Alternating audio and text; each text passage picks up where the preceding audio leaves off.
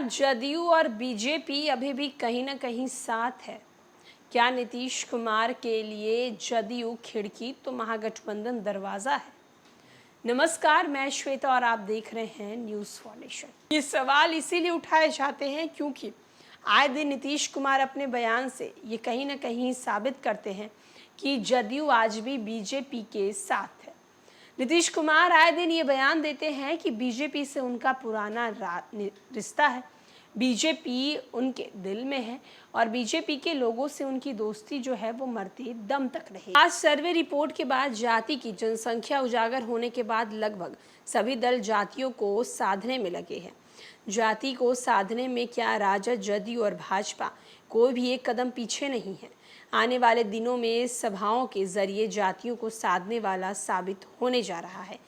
भाजपा के बदलते अंदाज का भी स्वाभाविक सभा गवाह बनने जा रहा है और इससे बदलते अंदाज के किरदार होंगे नित्यानंद राय और शहनवाज। वही दलितों के प्रति विशेष रणनीति बनाने वाले जदयू के रणनीतिकारों ने अपने भरोसा राज्य सरकार के मंत्री पद सुशोभित करने वाले अशोक चौधरी पर रखा है। एक तरह से कहा जाए तो नीतीश कुमार बिहार में मिशन 20 पर काम कर रहे हैं, तो दूसरी तरफ बीजेपी लालू के घर में सेंध लगाने की तैयारी कर रहा है।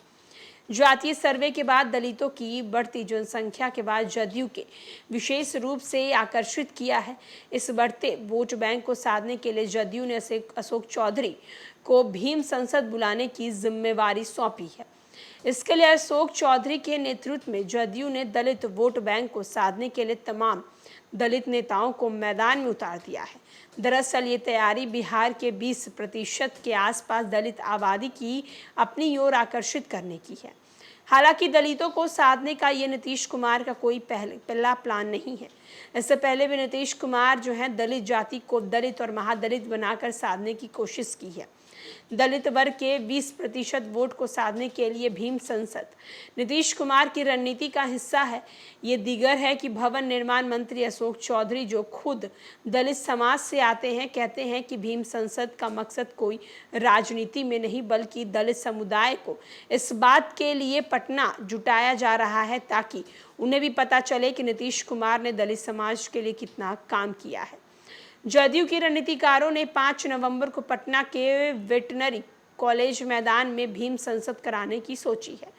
भवन निर्माण मंत्री अशोक चौधरी ने संवाददाताओं को संबोधित करते हुए भीम संसद की तिथि को बढ़ा दिया है। भीम संसद के जरिए जदयू के द्वारा दलित वोट को साधने की कोशिश के विरुद्ध भाजपा ने भी ईंट का जवाब पत्थर से देने का फैसला किया।